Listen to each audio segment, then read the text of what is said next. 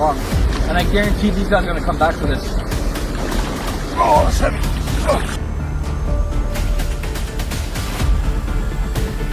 Oh. Oh. Oh. Holy shit.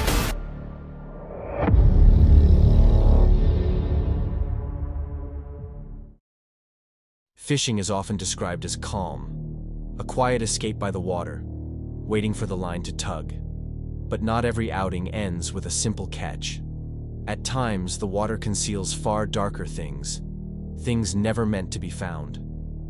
On March 24, 2020, two friends headed to a frozen lake.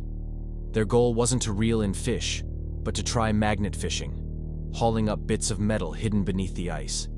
At first, everything seemed ordinary. The air was frigid, the lake sealed in ice. See, those are the footsteps. Look. And blood. I don't know if that's spray paint or blood. There's a dog bowl there. Yeah. Doggy bowl. No, but yeah, you're right. There's fresh prints. Maybe they were out here with their dog or something, playing or something, but why is there blood? Maybe that's why they were running out of here. Their dog, something happened to their dog. Maybe. Away? Maybe. Yeah. Hold on. Where's it go, though? Where's it lead? Let's follow the blood. Yeah.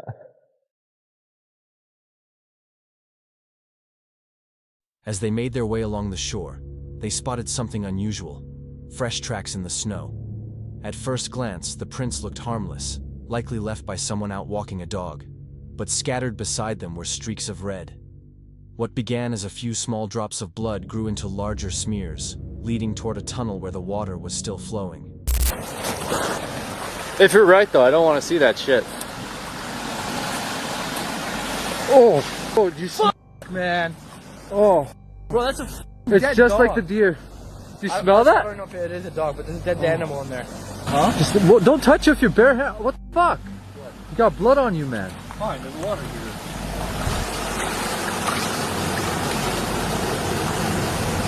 Oh, disgusting. Stop recording, bro. I don't want to show this. Oh, fuck. It smells. Yeah. See that? Turn the light on if you have to. No, that's enough. Okay, that's enough. We don't have to show a whole dog. Following the trail, the pair came across a bag half buried in snow at the lake's edge. The odor hit before they even touched it. Inside, wrapped in a way that suggested someone wanted it hidden, was the mutilated body of a dog. Its head was gone. The sight was horrifying. But what they uncovered next was even worse. Man. I'm not touching it. It's missing its head? Yeah, I got blood on it. Why the fuck people need to do this shit? Why? I guarantee you it's the same sick that killed that deer. They killed this dog. Why the fuck would they chop its head off, though? Why the fuck would they chop off its head? We gotta call the cops or something. I was having a good time and this is ruined now. I know, we were actually having a really great time. Yeah. This happened today. This happened today. They dumped it there to siphon off the blood, to get rid of the blood. Yeah. Maybe they'll come back and bury it somewhere else. They were dumping it in this lake here so the water can wash away all the blood. That smell is strong though. Yeah, I almost puked, bro. Fucking puke. Alright, are we getting out of here? Or are you actually gonna call the cops? Yeah, we should. We can bury it. Maybe we can bury it here or something. We'd have to dig a hole though. I don't have a shovel. We don't have a shovel, man. I have a machete. Man, why? I don't get it. What the fuck? Hold on, come here, bring that camera. Why do people need to do this shit? Even if that was their dog and it was sick, bury it at least. Why cut off his head? You know? They're just sick fucks, man. They're just sick. No normal person would just cut off the head of a dog. Guys, like, I don't have a dog. I've always wanted one. I have two cats that I love very, very much. I want to see if this machete can dig. I mean, the ground is really soft. We can, like, bury it over there. That's what we gotta do. What is that? What? The doggy bowl? No, look in the water. I don't see anything. Look at that. There's like a metallic box there. Where? Look at the water. I can't see it. Okay.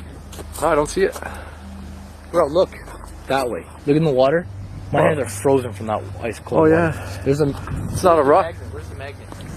We left it behind, but the backpack's there. I'll go grab the magnet.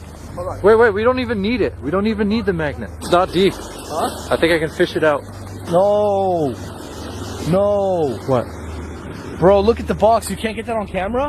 Look what's near it. Look at the red water. There's more blood in that box.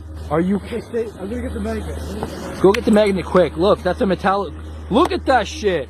Are you kidding me? There's blood coming out of that box. Come on, man. This. Bro, there's blood seeping out of that box. Here, gimme. Take that. I'm already wet and my hands are red. No, it's cold. My hands are red because they're so cold. You touched that bag too. That's actually probably blood. I never want to come back there again. I guarantee you these guys were here to dump this dog and we showed up. Why the f would they put it in a box? Look at all that blood. Yeah, I see. Put on some gloves or something, man. You should just be touching that with bare hands. This hasn't been here for long. And I guarantee these guys are going to come back for this. Oh, that's heavy. Oh my god. Look at all that blood. You actually think it's a head?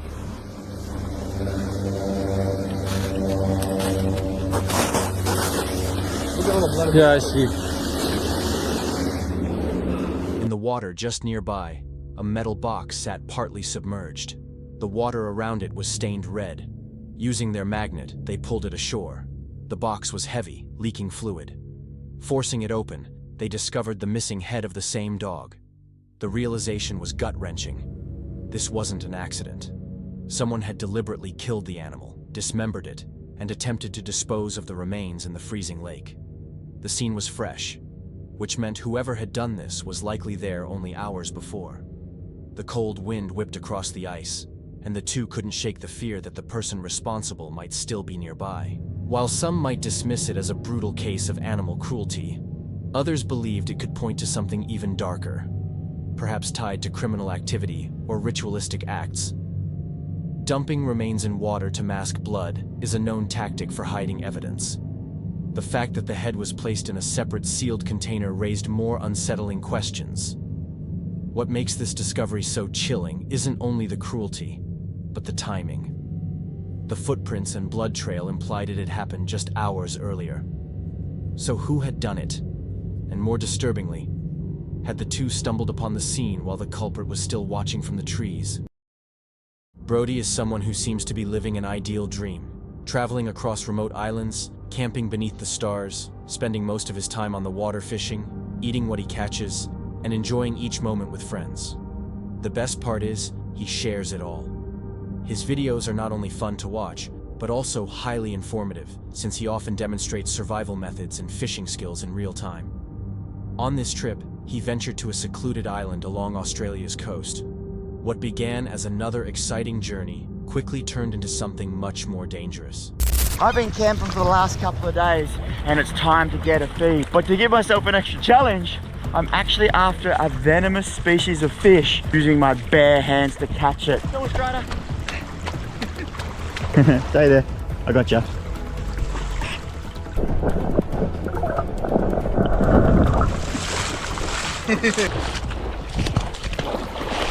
Whoa! Whoa! Strider! Go, go, Strider, go!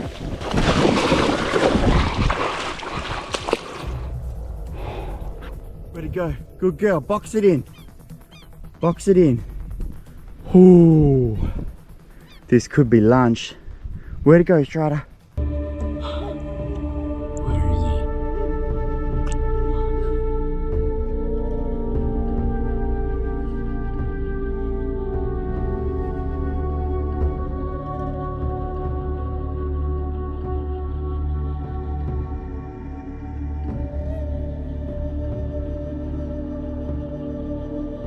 Ah, he bit me!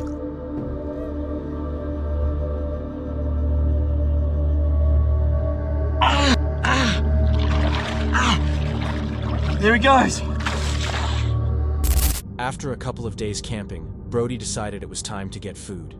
But instead of taking the easy route, he set himself an extreme test. Right in front of me, under this little pebble, I'm pretty sure.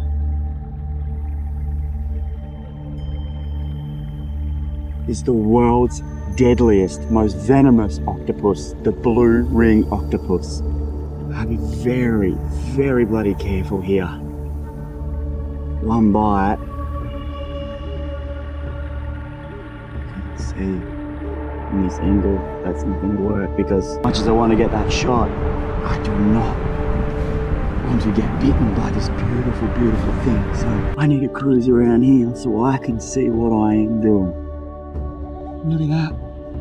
Oh, it's beautiful. Hi mate, my name's Brody. It is absolutely lovely to meet you. Hi. Brody. Wow. Oh, please don't go that way. That's my body, mate. That's the wrong way. Trying to catch a venomous type of fish with his bare hands. During the attempt, he sustained a small bite.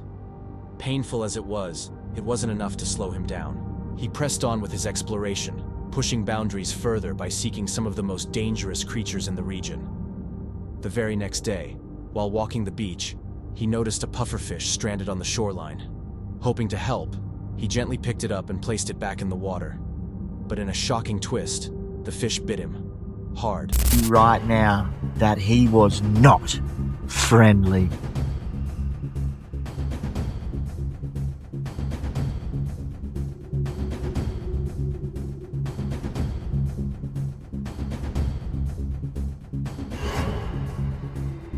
He's actually fully having a crack at me now, from friend to enemy.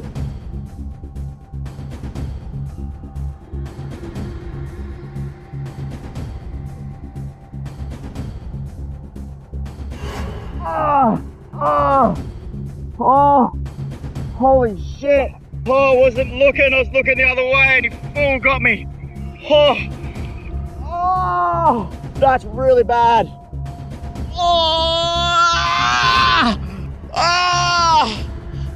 He was so fast. I deserve that. I'm not mad at him. I gotta go to hospital.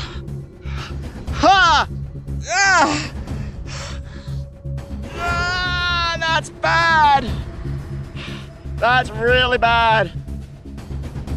Oh my God, I don't think I have a finger anymore. I actually think it bit half my finger. I just looked away for 5 seconds. Come on, pick up. Hey Dad, this is a little bit of an emergency call. Nothing, not fatal, but I got bit by something and my fingers got sort of down to the bone.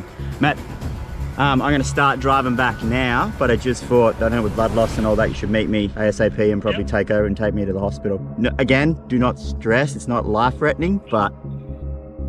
Is it? Yep. The bite was so deep, it sliced into his finger, almost down to the bone. The pain struck instantly, and blood loss became a serious issue. Realizing the severity of the situation, Brody rushed to the hospital, where he underwent surgery on his injured hand. Many viewers admired Brody's fearless approach, but moments like this reveal just how dangerous it can be to interact with wild marine animals. Pufferfish may appear harmless, yet their powerful teeth are capable of causing major injuries. For creators like Brody, there is always a thin line between adventure and recklessness, and this case serves as a reminder of the real risks behind the lens. Brody eventually recovered and paused filming briefly, but it raises an important question. Is chasing the perfect shot worth risking lasting damage? Would you take the same chances if you were in his place, or would you play it safe? On July 30th, 2022, outdoorsman Grant uploaded what began as a calm solo fishing trip inside Yellowstone National Park. But what started as a peaceful day by the river slowly turned into a tense reminder of how uncertain stealth camping in the wilderness can be. Grant was no stranger to outdoor life.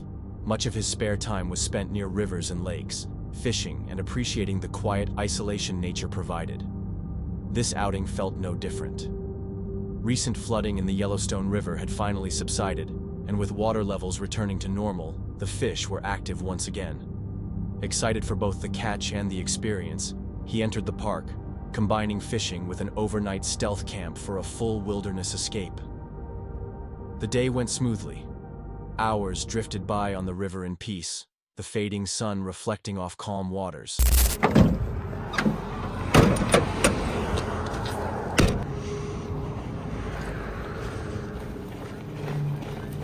Spot number one today, guys. We are on the Yellowstone River here in Yellowstone National Park. I know you guys know a lot about the flooding that went on here. Water levels have dropped perfect levels, and these fish seem to be pretty happy from what I've been hearing. So I decided why not to come out here, try a stealth camp, and see what we can do. Find some fish today. So just show you guys the whole Yellowstone National Park. So it's so small.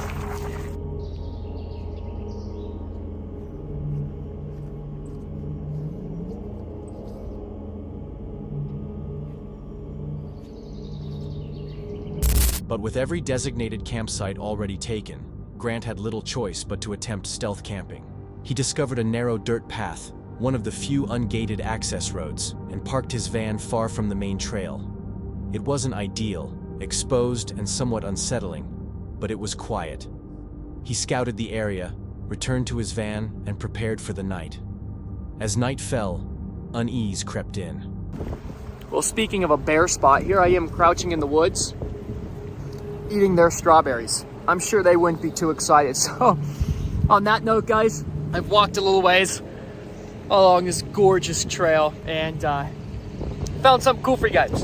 Had a little bonus in there.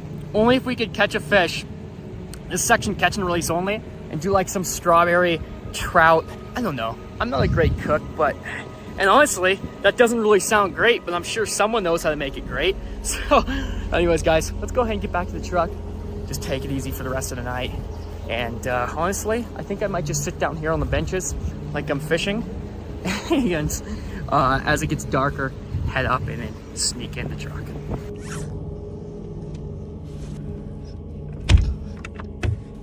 Well, guys, I have been hanging out just for the last little bit here. It just got dark here, so I decided to hop in the back of the truck now, as I was getting pretty terrified with the grizzlies and all that good stuff, guys. Fingers crossed nothing happens in the rest of the night. It's been a pretty good night so far, pretty good day. Thank you so much for tuning in, guys. It's been an awesome adventure. And yeah, I'll see you in the next one, and I'll wake you up if anything else goes on the rest of the night, but I think we're looking all right, so. Thoughts of bears and the isolation pressed on him, though the forest stayed still. For hours, nothing moved. Then, around midnight, the silence broke. Tires rolled slowly over gravel, crunching closer. Headlights swept across his van. In such a remote spot, no one should have been there. The vehicle circled, stopped, and someone stepped out. It wasn't another camper. It wasn't someone lost. It was a park ranger. Grant hadn't realized stealth camping was prohibited in that section of Yellowstone. The ranger approached, checked his information, and issued a firm warning. He was told to leave immediately.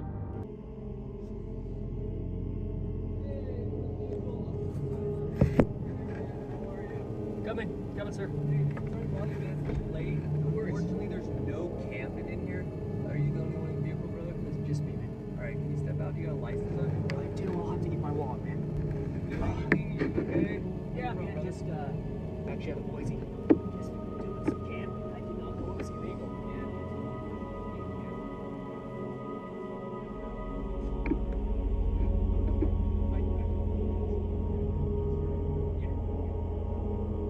The encounter ended quietly, but the tension remained. Packing up in silence, Grant drove away into the dark, the unease of the moment overshadowing what had been a perfect day outside.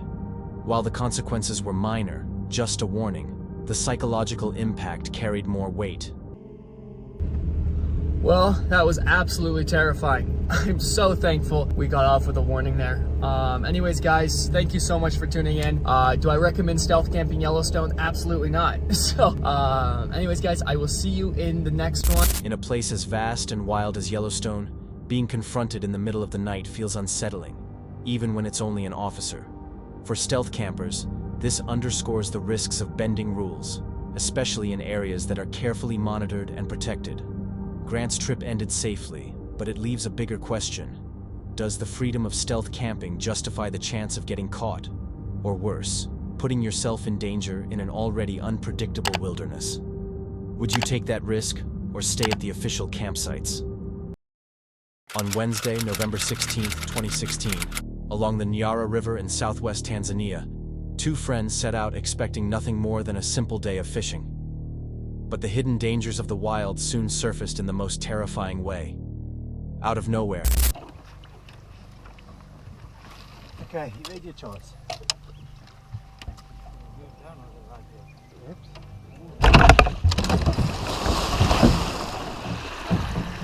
Their small boat was hit with enormous force.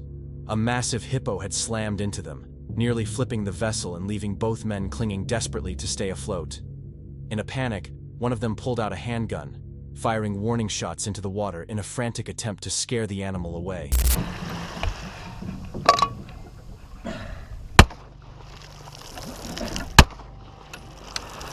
Okay. By sheer fortune, the attack stopped before either of them was dragged under. The two managed to get away without injury, but their survival came dangerously close, a moment that could have ended in tragedy. Hippos are responsible for more human fatalities in Africa than nearly any other large animal. Fiercely territorial and highly aggressive, they can easily overturn boats. In this instance, the gunfire may have startled the hippo, giving the men just enough time to escape. But imagine if they had actually been thrown into the river. Could they have stood any chance against such a powerful creature? Situations like this are a stark reminder of how thin the boundary can be between adventure and disaster when venturing into the wild. Two dedicated fishermen stood knee-deep in a murky lake in Australia, fully aware of the hidden risks beneath the surface. Yet despite the danger, their passion for fishing kept them wading in the water. I think there's a heap sitting on top of that. Well, but over the other side where it drops off again, there's fucking shitloads of weight in there. Yep. See if I can get over the other side. Hey! Fuck ya! Oh, fuck! Turtle. Then, without any warning, something lunged toward them. A hostile turtle burst from below, snapping close enough to remind them it was there. The fishermen escaped injury, laughing it off nervously. That light-hearted response disguised what could have been a very serious incident. Wildlife in these settings can strike at any moment. This time, it was only a turtle, but it might just as easily have been a crocodile or even a bull shark. What appeared to be a routine fishing trip could have turned into something far more dangerous. Turtles are usually harmless, yet certain species can be unexpectedly aggressive when threatened or guarding their territory. The greater danger in Australian waters, however, often comes from crocodiles that live in many rivers and lakes, making wading a dangerous decision for fishermen. So here's the real question. Would you take the chance of standing in muddy water, where almost anything could be hiding beneath the surface? The calm, quiet appearance of a lake can conceal threats capable of turning a casual day of fishing into a struggle to survive. Guys, brand new video for Burning Eights. It's, as you can tell by the title, pretty crazy experience. We wanted to share it with you, and something we never thought would happen, but there'll be a response video coming very soon, so stay tuned.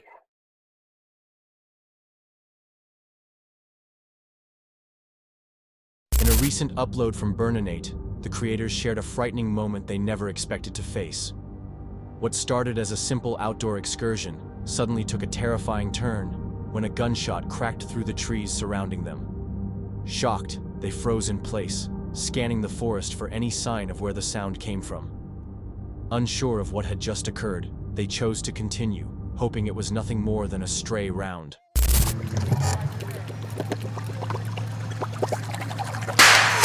Holy sh!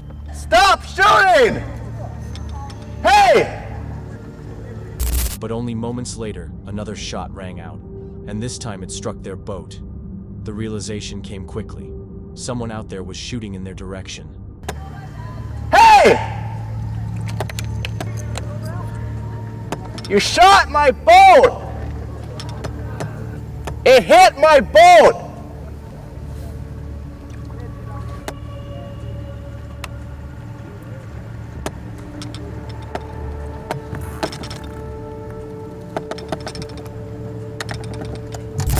A distant voice later insisted the rounds had been aimed only at nearby trees.